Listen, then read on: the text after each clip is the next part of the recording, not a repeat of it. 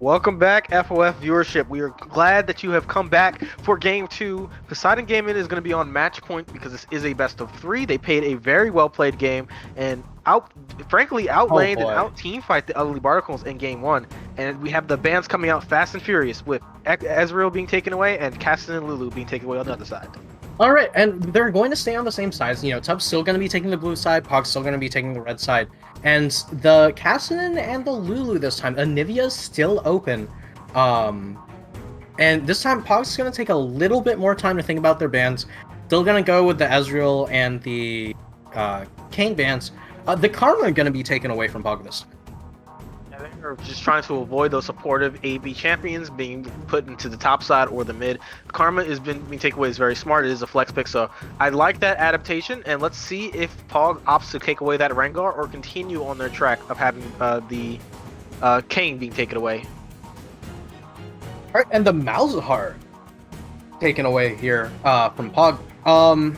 So that still leaves Rumble on the table, but at the same time, Pog can take the Anivia. Rumble is still a very solid flex pick. Watan played Rumble a decent amount during the regular season, so we're likely going to see that top once again. And the Ugly Barons have selected to remain on blue side, so they really must value the importance of this Rumble. I would hope that they're doing this so with the means to put it both mid and jungle to get that max flex pick out.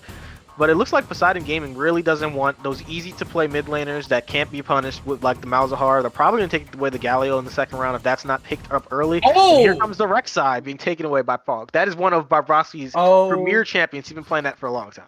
Oh, baby. Now, Bobrovsky, very solid Rek'Sai player. I played into it myself. It was pure pain, largely due to my own mistakes.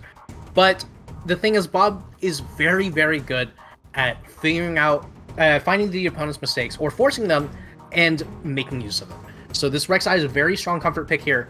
We'll see whether or not their Pog is ready to utilize it. Yeah, and him picking it so early is just throwing down the gauntlet, saying that Ryer is not going to have a counter pick prepared.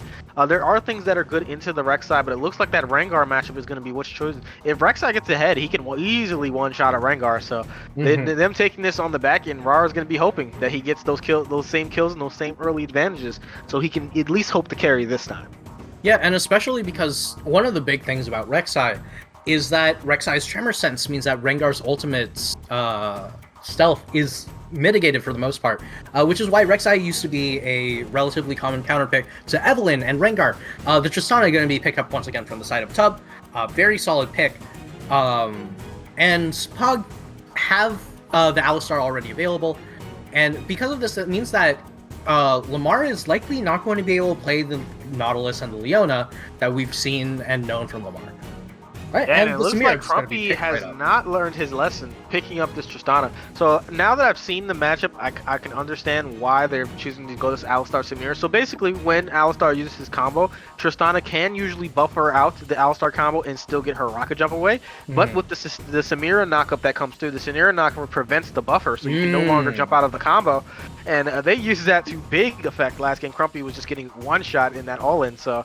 I don't know if taking the Tristana early yet again is something that they would have chosen, especially with the Samira available. But now we're going to see, once again, Crow on his premier Samira pick.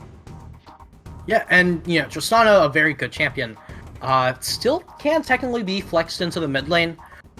Could also be flexed into the top lane. I don't know if Watan has a Tristana or if Ostrich has a Tristana. The Echo going to be banned away from Gunsey here. And I'm guessing it's going to be an Anivia ban. Yep, there it is.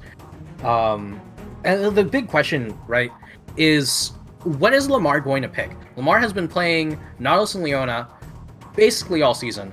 I want to see the Thresh. The Thresh would be a really good pick here.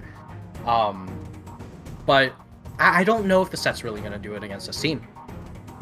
Yeah, I think if he has to pick anything, Thresh is probably going to be the best option, especially with this Wukong being hovered. This could just be a monster team composition with so many knockups and utility for that Samira.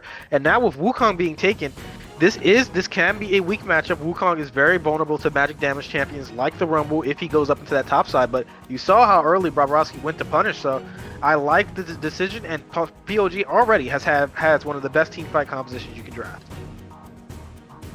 Yeah, and this is going to be incredibly difficult. This is going to be incredibly difficult for Tub to play into because there's so much AoE already. And if POG have a good one, so that's going to be the set picked up again. If POG like take the Silas here, that's already going to be a really strong engage combo with just, you know, Alistar Rumble or Alistar Set ulti. There's just so much AoE on the side of POG right now that if they decide to go all in for this, if they don't get behind, that alone already makes it really hard to see them losing. Yeah, absolutely. I'm gonna be honest. I don't like the set Galio coming back out from the Ugly Barnacles. They weren't very effective. They lost lane very hard, and once again, the Silas. Yeah, and then Silas can just steal yet again. So now you're in a position where you don't really have winning lanes. Ostrich can't have any real agency with a Galio pick, and having Set in a matchup where he already got outmatched.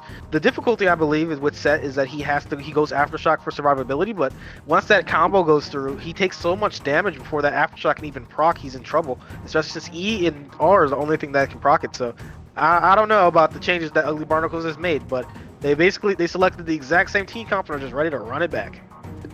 Yep, and just like that, POG have a relatively similar team composition playing into Tub's, you know, relatively similar team composition. The difference now is that instead of AoE shields and healing, they just have way more AoE damage stacked directly on top of it from Wukong, who can ult and knock up all 5 members of the enemy team twice. Yeah, absolutely. And as we get ready to get in the game, the Ugly Barnacles have chosen the salty run back. Let's see if they manage to pick up game 2 against POG. All right, so Gunsy gonna be starting off with the Dark Seal here. Interesting pick. I'm pretty sure that's the same thing as last time, but there's a 5 stack on the top lane from Tub here. Is Crit Addict gonna be getting caught out here? Crit Addict is going to do the proper play. You see that he's standing outside of the bush. This is what all top laners should do. He will see this early, so he's not going to die, and it has been pinged out. Very well played for Crit Addict, not making the mistake of standing in that bush. And the early ward, to make sure that if they do end up circling around for a late invade, very strong here. And Gunsy going to be placing down the ward there, so that way they're going to know where Ryder's going to be starting and around what kind of pathing he's going to be taking. Yeah, if I had to comment on anything, I'd be like, that's a small mis-optimization. Gunsy's ward is more important than Crow's. Crow's could have easily placed his ward, and had that been the one that gained vision, because Silas is going to want that at the 3-minute mark where he could possibly be ganked. But in this, they do have some vision into this red side. They will see Rar when he's going to start that Wraith camp. So that is really big for this early game, because it looks like that invade got them nothing in terms of vision on the top side. Yeah, and in the meantime, POG just lit up the map already. Wonton is dragging the wave, so it's going to be pushing towards them. You know, this time going to respect the early gank, and the wave should be pushing into Wonton here. Absolutely, and now this is going to be once again a pretty decent setup. This lane is now pulled in an even better spot than it was last time. They're going to definitely hit 2 first now, and I don't know if you want to be walking up onto this wave. You're going to be really concerned about that all-in. Yeah, and Wonton originally, I was going to say, you know, did a great job pulling the wave to let the wave push in towards them. And now just going to Flame Spitter the wave out. I'm not too sure how good of a idea this is, because Bobrovsky is still on the top side here. And even if Bob wasn't on the top side to start, Bob is definitely going to be like pathing towards top side, and this is going to be kind of scary. Here we go, big trade. And you see once again how that pass works. But now that E landing is going to be a lot of damage onto Ecto, as that bomb is going to explode. But now the Ignite being dropped, and Crumpy has taken a bunch of damage. Damage on the support usually ends up being less impactful, as Wonton's in trouble again. Here comes Bob, and is out of position. He's knocked up, and he's just going to drop the first blood to Bobrovsky. Same mistake, same gank yet again. And here we are with the play off Bobrovsky. And oh man, did he force you to say that? Where's the gun? What's going on? I'm blinking. I am blinking. Jesus, that gank was set up very well played. Once again, you have to ask Wonton, why are you pushing away so early? You know that you could be ganked. You're going to be a target. Rumble has very little ways of getting away, especially in those early levels. And now, yet again, here we go. Bravrovski's in the thing. He's going to gank both lanes. And now Ostra's in trouble. The flash has come out. And that's going to be the knock-up dodge, the taunt. He's going to flash into the knock-up, and Bravrovski has picked up 2 already.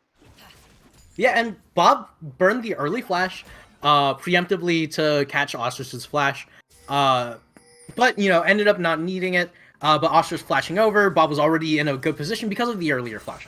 And Bob's just gonna run all the way down the map. Like, he's taken top bank, he's done a bottom mid gank, and now he's looking to make something happen in bot lane. Dude, I'm about to say, do they just TP and 4-man this? That it is possible, given how much damage they have in this lane phase that has been going on. But now you're going to see how this lane is supposed to go, with Wonton just melting away the Wukong with that Flame Spitter. And now Crow is going to get stunned up a little bit, but he is going to be just fine. And yeah, Bravrovski has been playing this early game really, really well, really well done. And even though that the CS advantage is to Rar, he hasn't found anything like he did in the last game. Mm-hmm. Yeah, and right now, Tristana's still level 3, not really going to have too much in terms of auto attack range, so can't really bully the Samira here. And one of the big things in this matchup is that if Tristana with Hail of Blades, very good at getting a quick trade off. Gunsy and Ostrich, just gonna go for the standard trade.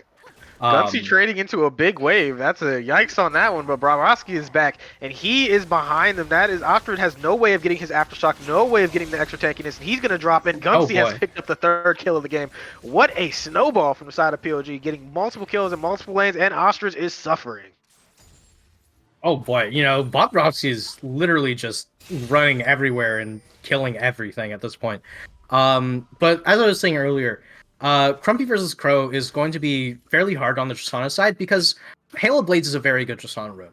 One of the big reasons why is because if you drop your E on someone, you can literally just auto them 4 times and have it explode, and not too much that your opponent can do in response, and you can still keep your Q up.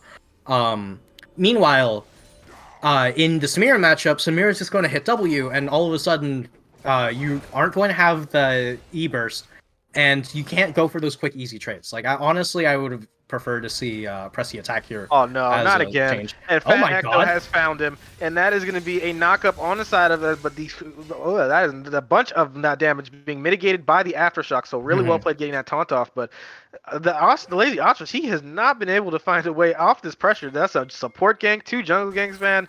Let this man farm. Leave him be. Yeah, at this point, the tag's lazy Ostrich, but, there's nothing lazy about this. It's just not having the opportunity to do literally anything. They do know the Rek'Sai is here because of that sweeper, and now Rar has jumped in, but he needs to be concerned. This is a serrated Dirk onto Bravrovski, and Ultimate going through. Rar's going to be in trouble. He's taking a bunch of damage. He's dropped to Silas, and now the lazy Ostrich is going to drop for his 3rd death of the game. The flash has come through, and this is Ecto finding it. Lamar the Lizard is not going to make it out, and another kill, a triple kill already for the side of Gunsy. Oh my god, is it time to FF yet? Oh my lord.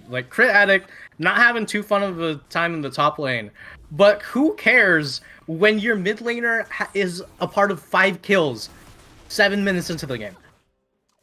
Yeah, the mid jungle for the side of POG have been smurfing it as they found every angle, and even the CS disadvantage that Rar has picked up is not going to matter. This is something that Rengar often suffers with. He's very difficult to find early ganks with, and if he falls behind, he can just be useless, especially since he has to build so much damage to be effective. So Rar is not having the game he had last time, and boy, what is he going to do in this matchup to come back? Yeah, I don't know. He could wrap around bot. Ecto doesn't have the flash available. But Crow's still going to be outputting a decent amount of damage and has full sums. So there's just not too much that Rengar should be able to do at this point. Because if you try to jump into the bot lane, Alistar's just going to hit Pulverize and knock you into tower. If you try to do something top lane, Wonton's always pushed up, and there's no way you're winning the 2v2 in mid. only one who's winning his lane at the moment is Watan. You see how easy this matchup can be for the side of the Rumble. When that overheat comes through and the Flame Spitter, is basically nothing Wukong can do because his passive is virtually useless into AB Champion. So Watan has found a way back into his matchup to get a big CS advantage, and he's going to need to make use of that and hopefully not die to this gank that's coming his way. Oh, and Bob Rossi going to be pathing top lane again.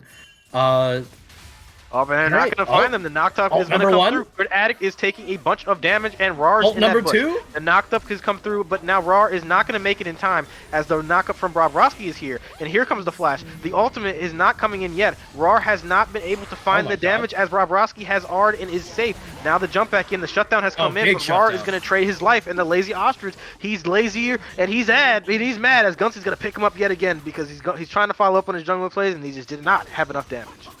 Yeah, Lazy Ostrich picking up a large shutdown here, which is gonna feel nice, but at this point, that's 1 kill on top of the 4 deaths. It's more of a reset on gold than it is a true shutdown pickup.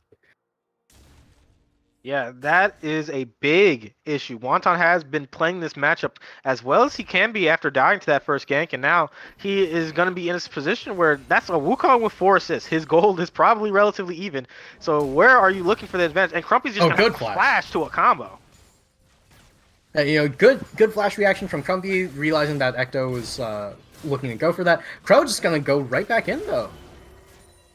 Yeah, and then look at this. No lane is winning at the moment. And when Crumpy, you're playing Tristana has learned her lesson. Crumpy does know better. He is not going to just allow himself to be hit by that pulverize and be unable to rocket jump. And now the E is going to go wide. And then look at this. Look at that damage. All the stuns and the damage is coming through on Lamar the Lizard. He's just going to drop. There's no way he makes it out of this. Now Crumpy is trying to trade and the bomb has exploded. But this is a level 6 Alistar. You have to get out of this tower. There's no way they won't dive this if you're still there. Crumpy is on the run and now Crow has found the dash in. Those autos are coming through. The Blade World is going to block a bunch of damage, but the R and the bomb has found it, and Crow is going to be dropping, and Ecto is in trouble. Now you are in a position. Crumpy. He's behind the tower. There is no wave. Crumpy's going to drop back in. Ecto's going to be giving up his life, and it's going to go to please give it to the Oh no, Rar has just jacked his AD carry from picking up a double kill. All right, well, they're going to get the stack onto Ryder. I'm not too sure if Ryder necessarily needed the gold itself. Crumpy played that incredibly well, though. Crow doing the preemptive W, but Crumpy's just going to hold on to the E until after the W ends. Yeah, once the Blade World came out, he knew there was nothing to block the Buster Shot, and now here comes the dive. Bob. Bobrovsky is here, and that is just a dead Wonton. He's not going to make it out. And look at the damage. But is he going to trade kill? Crit Addict is going to drop, so that is going to be a kill traded over. And what are you looking to say? Bobrovsky has found it in every lane. Yeah, and just like that, that's 5 kills on Bobrovsky. Going to be down about 20 CS, but that's almost a Prowler's Claw on the board. Like, this Rek'Sai is by no means, by no means, like, behind. Like, she is so incredibly far ahead, and a part of 10 out of the 12 kills in this. Oh no! Oh no! I know you said it, and I know we thought it. He's gone back to base, and the Prowler's Claw is in at 11 minutes. What a nightmare for a champion who is so good at abusing that Prowler's Claw. And with an undodgeable knockup and a bunch of lethality, he will be able to kill anyone he finds. And we've seen this in solo queue, and this can be disastrous if that Rek'Sai keeps finding targets. Yeah, and that's a Medjai's at 11 minutes on Gunsey. I have no idea just how strong he's planning on getting, but this is a statement. Man, Gunsey, man, when you do stuff like that, you just have to say he has no respect for the lazy Ostrich at this point. He is just saying, "Hey, man, I'm gonna kill you. I'm gonna kill your jungler if they come. Just give me my stacks because you guys can't fight me." And having it so early into the game, that is a legendary item. It comes in, but even before the Mythic. So once that 2-item power spike comes through, that's still 10 stacks. 10 Medjai's is efficient at 10 stacks. So what can you say? He's gonna be big as soon as that Mythic comes in. Yeah, and Bob's gonna pick up the Stragon here. Hopefully for them, they'll have an Infernal. What kind of stack we get? We're getting an Infernal. Nope, a Cloud right across the map, which honestly isn't bad by any means. especially with the Wukong ultis over here. Ostrich, not gonna Yeah, it be. looks like they do know he's there. He has been pinged out. Then, oh my god, the face breaker is not going to land. Are they still going to look for this? It looks like Rar is just going to have his first ultimate wasted, so he's not going to get anything out of that. And gee, Bravrovsky has made it out. He's just pressuring all over the map and now baiting out cooldowns that are really important imperative for TUB's chance of coming back. Oh, Bob? Bob has found it, and yet again, Lamar the Lizard, I'm sorry, man, you're going back to the gray screen, and now Rar is going to fight him, but you cannot do this. This is a Prowler's call onto this Bobrovsky. That E will chunk, but no, the shutdown's going to come through for Crumpy. Big R, and now the knockup has come in, and that's going to be all she wrote for the fight, but a shutdown picked up for the side of Crumpy. They needed that gold. Crumpy came in at just the right timing and picked up such a huge shutdown. And, you know, Lazy Ostrich, not necessarily. Oh my god, here's the teleport that came top from Gunsy, and goodbye, Wonton. I'm sorry. You didn't find a way out, and it looks like you're going to be able to flash away, and the W is just going to Kingslayer and put him down as Gunsy's going to pick up another kill. Oh boy, you know, Gunsy deciding to, like, even flash for that kill there. Decided, hey, I want my stacks, I want them now. I don't care when it's going to happen. We're getting something to happen right now. Yeah, and it's 14 minutes in the game, and Wata is 1-5. What is he going to do to come back, especially now that both solo laners can basically 1v1 him very, very easily? And this, even though Crit Addict hasn't found his way into the game, he suffered a little bit in lane with 6 assists already in his back pocket. He's not too upset when it comes to his gold intake. Yeah, and Gunsy has the Everfrost fully completed at 14 minutes into the game. And that's an Everfrost. The thing is, that's an Everfrost on top of a Magi Soul Stealer. This is going to be. So he's getting that passive from the legendary items, and what a nightmare. That's all I gotta say. What a nightmare. Yeah, and Bob ended up dying in that earlier fight to Crumpy, which honestly is incredibly important. If Crumpy picks up another shutdown onto Gunsy per se, Tristana could absolutely carry Tub out of the early game and help scale up into the mid. So they need to make sure that they're shutting down Crumpy in these fights. Yeah, Crumpy, the former POG AD carry, facing his replacement as he is now has the gold. He has the ball in his court, and it's going to be up to him to find an angle to carry this game. He's probably played the best so far, and the best so far this game. And with Rar not being as ahead as he was last game, they're going to need to find something and probably look to get this shutdown on Gunsy, because if he keeps stacking up that Medjai's, if that hits 25, then boy, is it going to be tough to do anything. Yeah, and Gunsy going to be taking the Galio ulti here, and could look to make something happen in the bot lane, or potentially in the top lane. Looking to path right up here, and let's see if Crit Addict is going to be doing anything in Wonton over here. Yeah, for the top lane. Now both junglers are here, but Rar is at least starting his base, so we don't know if he's going to continue that. That base is going to go through, but you know that Silas has the R, and that is going to be Crit Addict not getting the knockup onto Wonton, and he missed both of them, so he's not going to find anything, as now that's going to be a big amount of damage traded back, as the shield does just enough to prevent any big trade in. But now, oh my god, Gunsy is on the back line. They're setting up for a dive. Yeah, and they are setting up for the dive, but Ostrich has backed in mid lane. Ostrich is probably looking to go top lane, whether it be through the ulti or through the teleport, and I'm not sure if he's going to do it. In the Roots land, and goodbye. I'm sorry, you're going to the Death Chamber today, as Gunsy has picked up another one, and that is 18 stacks on the Medjai's already, and they didn't even wait for the wave to put him in the ground. Oh boy, I wasn't sure. Gunsy was infinitely more sure than I think I will ever be. Like, yeah. Gunsy just runs right through the tower and decides, hey, you, perish. Become my stacks.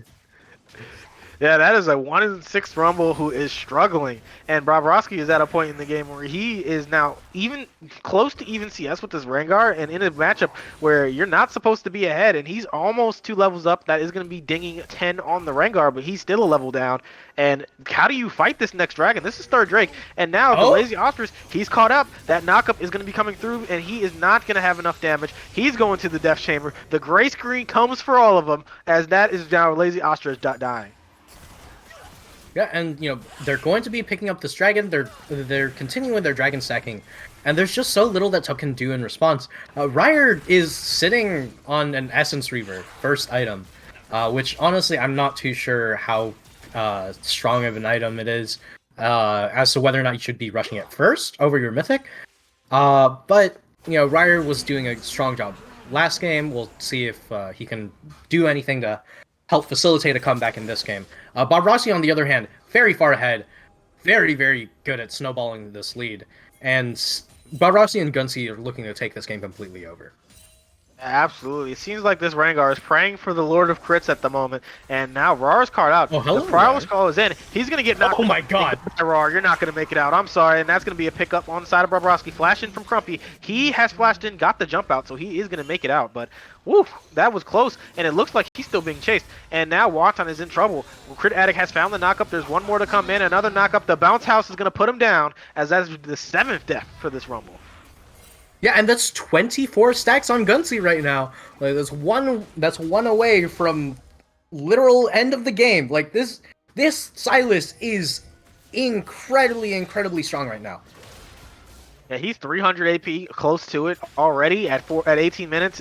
It's time to pack it in. They got to find a way. Tub has been the best team in the league so far, so they need to use that skill that they've had all throughout the season to find a way to pick up some kills and get some shutdowns, because they are in desperate need, as Crumpy is going to get snared up by the Everfrost. Here's the knockup. Oh. Lamar the Lizard, he's in the team, and he is going to get that W out, but he is not going to be making it, as Fat Ecto is now in trouble. Look at the damage. Tub has turned it. Ecto is going to get the heal, and he's going to make it out, and now that is going to be both supports tanking up tons of damage as they have walking it out.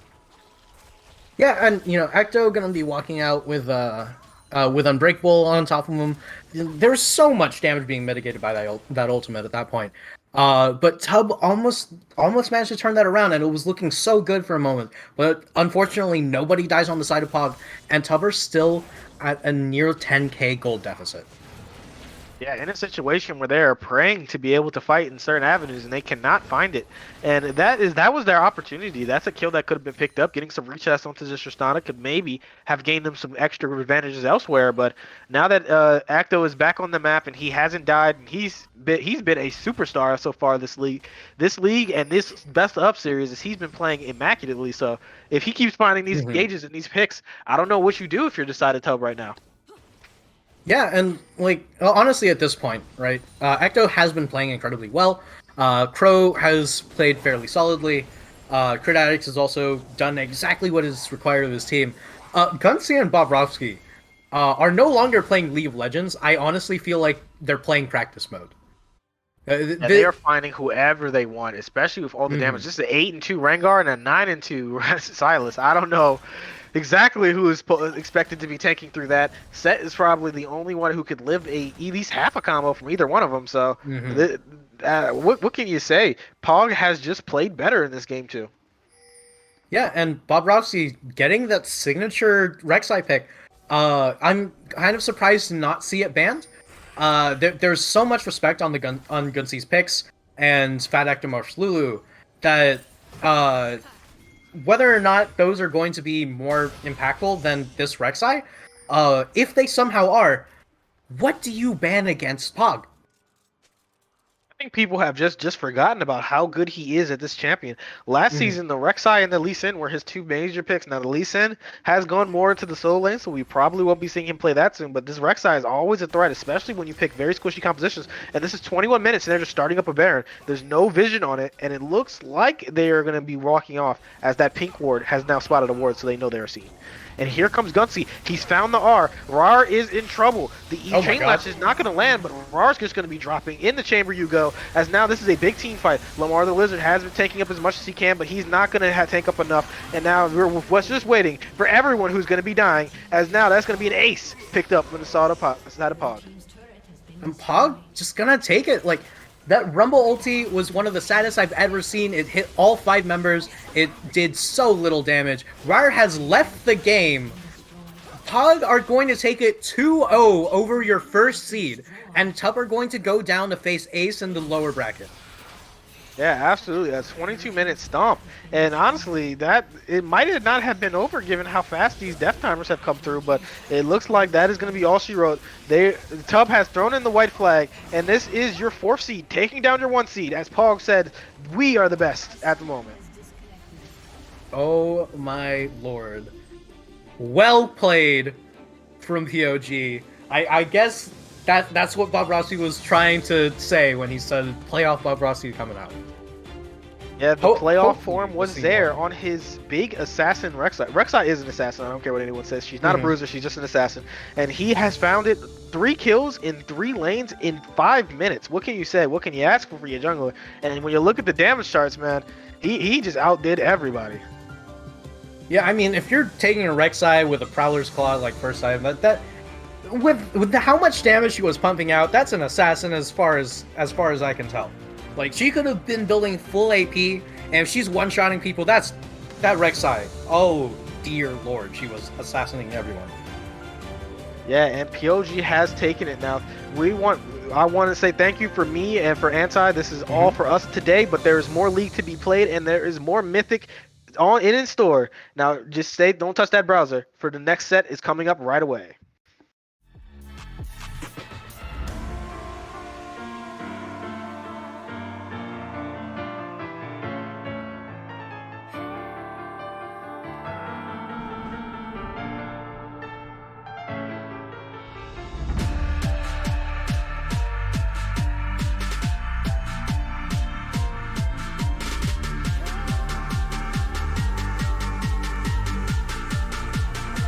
Performs on the beat.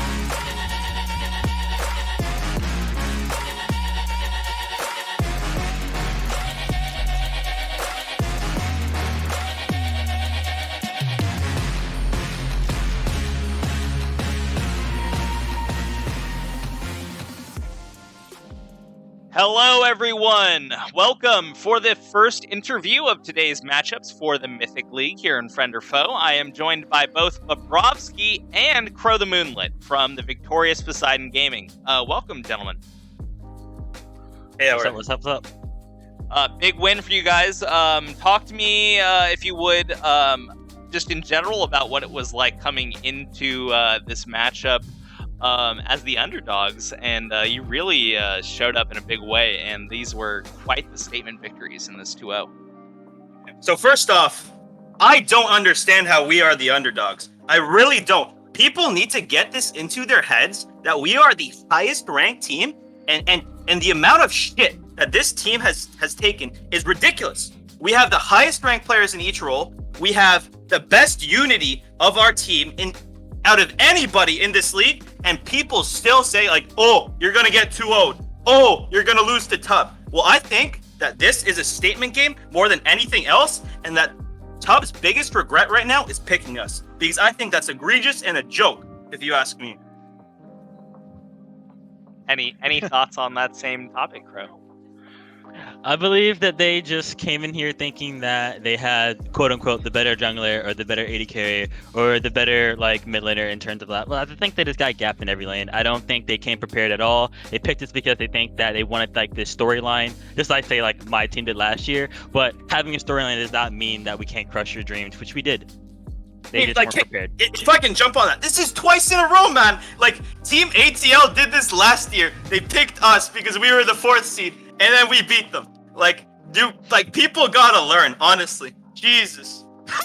You are the Ramsey Boltons of this league. If you thought I was gonna have a happy ending, you haven't been paying attention.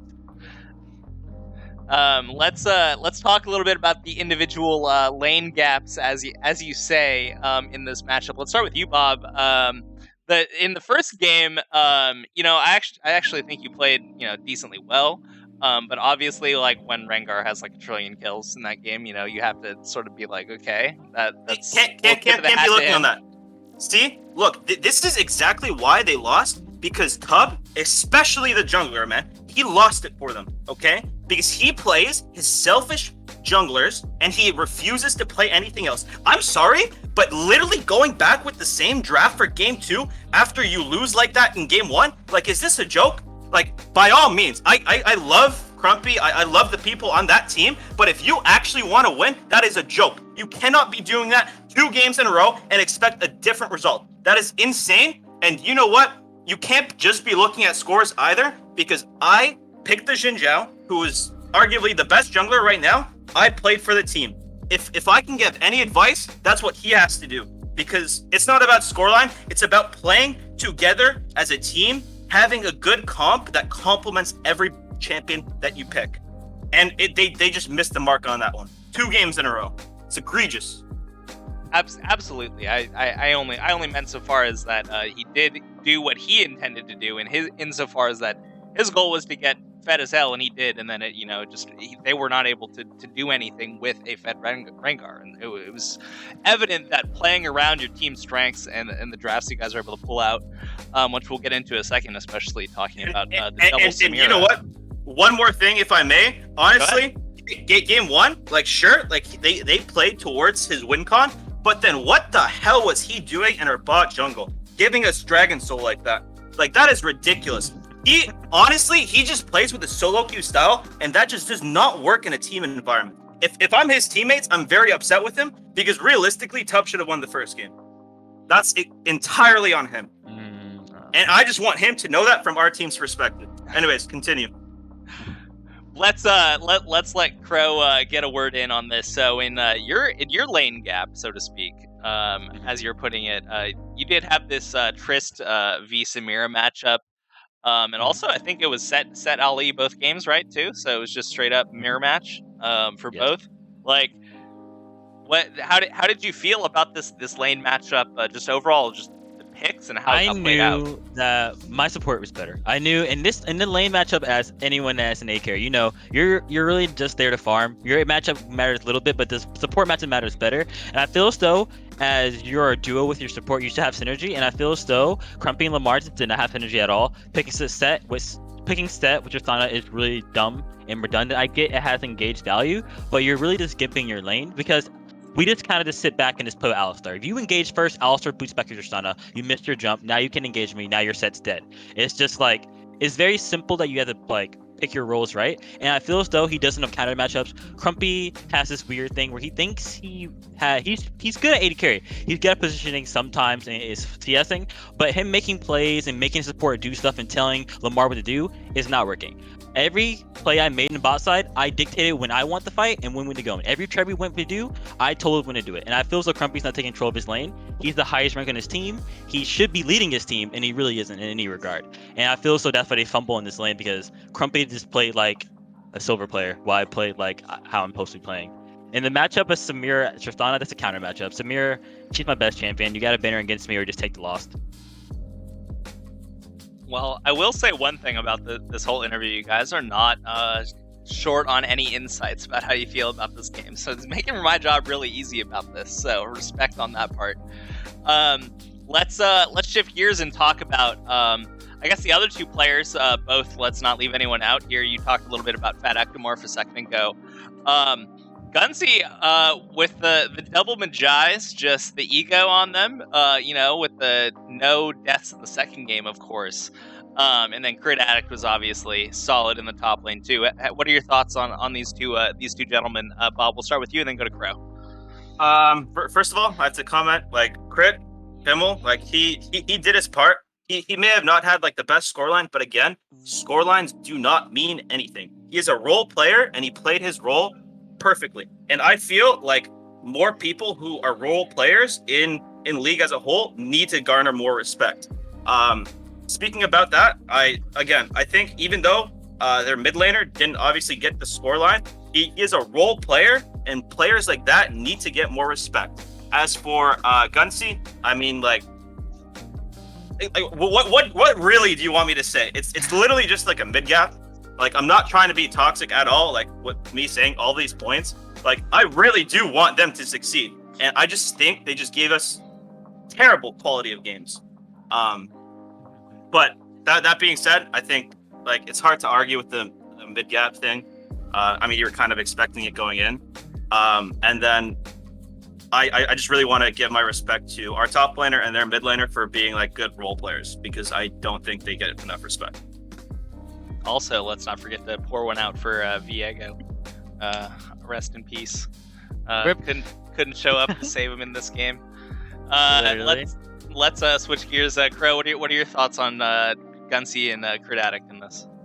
I always will say, and everyone knows this, and people can say this in chat, it's a Gunsy gap. Getting him on these champions that he knows how to play, or have any mastery in, your miller will get gapped.